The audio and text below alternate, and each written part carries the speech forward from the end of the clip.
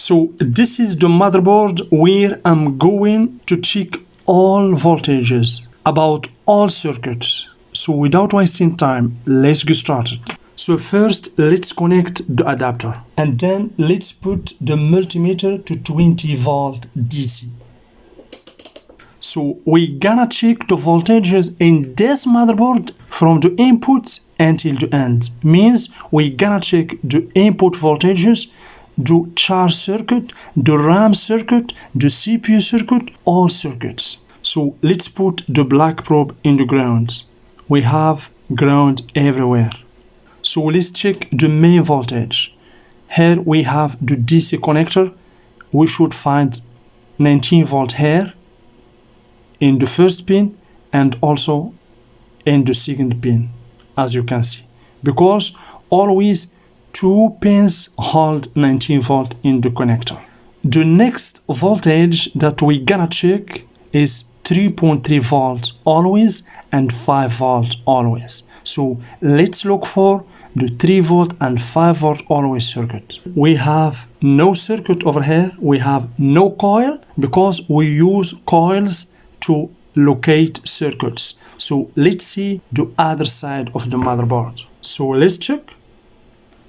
Here we have 3 volt 5 volt circuit. Why? Because 3 volt 5 volt circuit, you're gonna always find two coils next to each other, and also we have two capacitors.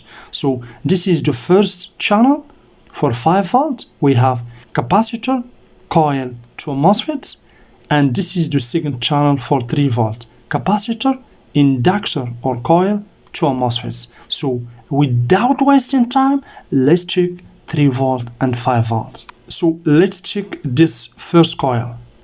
We have 5 volt in the multimeter. The second coil, we have 3.3 volt in the multimeter.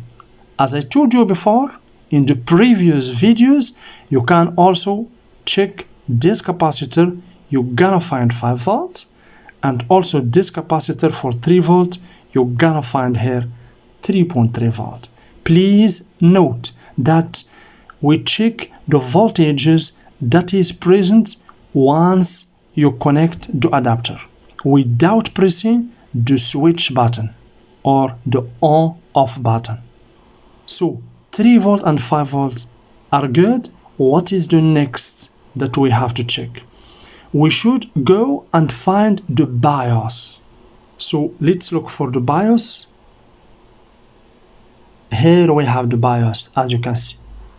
So note that the BIOS size is always bigger than MOSFETs. Here we have MOSFETs, here we have BIOS. Do you see? Always the BIOS is bigger a little bit. For the BIOS, we have to find 3.3 volt in pin number 8.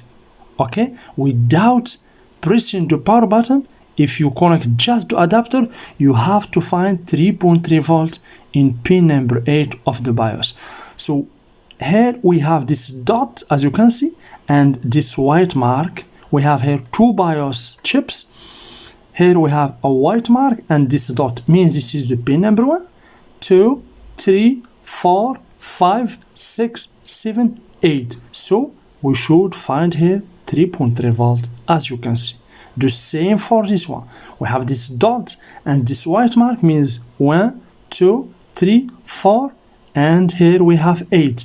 Always the reading is in counterclockwise. So we gotta find here 3.3 volt. So 3.3 volt here in pin number 8 for this BIOS, and also 3.3 volt for this chip also. So good.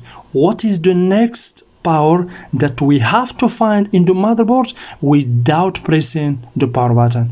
So let's look for the switch button or the on-off button. So let's see the other side of the motherboard. This is the on-off button. We have to find 3.3 volt in one side of this button, as you can see. Let's check here. We have 3.3 volts. Okay?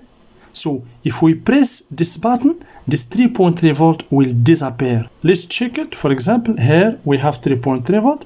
If I press the button, as you can see, 3.3 volt is disappear. As you can see, we have 3.3 volt. If I press the switch, disappear. Do you see? This is how this button works. So without 3.3 volt in this button here, the laptop will not comes on, will not power on, even if you press this button.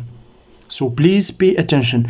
Now we check all voltages that is present once you connect the adapter. Now let's check other voltages in all circuits of the motherboard. So when you press the power button, you're gonna find other secondary voltage. So let's go directly to RAM circuit. So when you press the power button, the first voltage that appears is for the RAM circuit. So the type of this RAM circuit is DDR3, as you can see. So the voltage for this RAM have to be 1.5 volts as a main voltage and 0.75 volts for VTT or for terminals. So let's check. So here we have this inductor. Because this circuit is for 5 volt and 3 volt, we have this inductor next to the RAM. So let's check. We have to find 1.5 volts. As you can see in the multimeter, 1.5 volt. And what about the terminals or VTT? If we go here, I will show you a very easy way to find or to check the VTT for the RAM. This network resistors, do you see this network resistors? Over here, we can check if the VTT is present or not. We have 0.75 volt. All the network resistors should hold the VTT or the voltage for terminals, as you can see. Same for those here, as you can see. So the VTT is good. You can also check the VTT in the control IC. This is the RAM control IC. If we check these two capacitors, we have to find the VTT 0.74 or 75, as you can see. So the 1.5 volt is good for the RAM, and also the VTT is good for this RAM. So the RAM voltage is good. We have another voltage for RAM. It is 1.8 volt. We can find it in this coil. We have 1.8 volt. So please, I have a question here. What is the difference between the main voltage 1.5 volt and the VTT voltage here in the network resistor 0.75 volt and the 1.8 volt voltage for the RAM? I will explain you. So 1.5 volt is the main voltage, the working voltage. Without this voltage, the RAM cannot work. Okay? And this voltage for VTT or for terminals, it is the voltage for buses or for connections in order to transfer data. Okay? For communication between the RAM and the processor, it needs this voltage. We called it VTT, means terminal or termination. Okay? And this 1.8 volt here is for reading and writing the data. Without this voltage, the data cannot be read or write. Okay?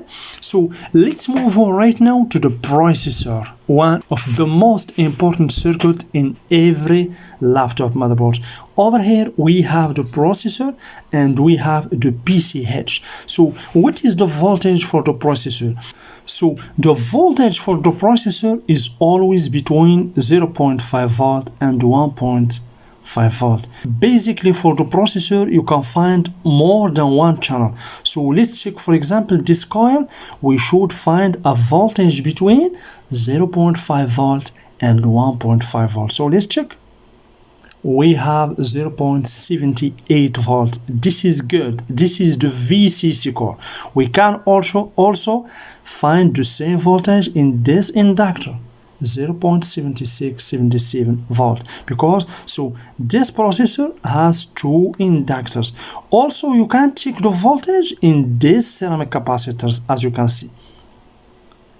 As you can see, the same voltage here, 0.79, 0.79, 0.78, 0.78, as you can see, because these capacitors are here to filter the voltage and to get a pure and exact voltage.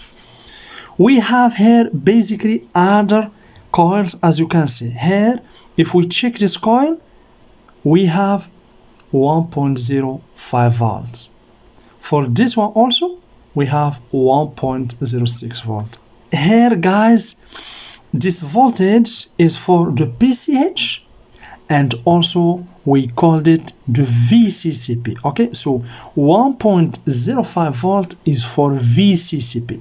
Okay, VCCP also is the same as the VTT for the RAM, 0.75 volts. So the VCCP here, 0.5 volts, is for termination. It is used for buses between the PCH and the processor. So good, that's good for the processor. What is next? So the next voltages. So if we go, guys, if we go here to the battery connection, we should find 3.3 volt 3 times. 3.3 volt 3 times means the charge circuit is good. Okay, means the SMD clock is good, SMD data and SMD temperature are good. So let's check. We have 1.1, 1.1, we have 3.3 volts. The second 3.3 volt. The third 3.3 volt. Okay, so here we have first 3.3 volt. The second here, this is basically for SMD data. Okay, SMD data means the SIO or the super IO using this voltage, it knows about the state of the battery. Is it charged 100% or 50% or 70%, etc. And the second 3.3 volt is for the clock, and the third 3.3 volt is for the temperature. The SIO control the battery temperature. If the battery temperature is increased, is not normal, the SIO will shut down the charging voltage for this battery. So what's next? Now we're gonna see some secondary voltage. For example, for USB connector, we have also to find here 5 volt. In the capacitor, we have 5 volt. This is the capacitor. You should always locate the capacitor. For the HDMI, this is HDMI connector. Here in this fuse, we have here F, we have to find 5 volts, as you can see. So this is the power for HDMI and for the USB connector. So for the fan, as you can see here, always the red probe, as you can see, is for the working voltage. For this fan, we have to find about 3.3 volt or 5 volt, depending on the speed of the fan. We have 3.3 volt, but it could be increased to 5 volts if the processor is overheated. And this yellow cable here is the control signal for the fan. If the CPU heat is increased, the voltage here also will be increased. So if we check this pin here, as you can see, we have 1.6, but it could be 2 volt, it could be 2.5 volts if the heat of the processor is increased. And then we have the ground here. So in the other part, the same here, we have other USB connector. Always you gonna find a capacitor like this one. This is basically, we called it a tantalum capacitor. Here we have to find 5 volt. Here also we have to find 5 volt. So this is polarized capacitor, tantalum capacitors. So this is it, guys. Thank you very much. Please don't forget to like the video if you enjoyed this video, and of course share this video with other interested people like you.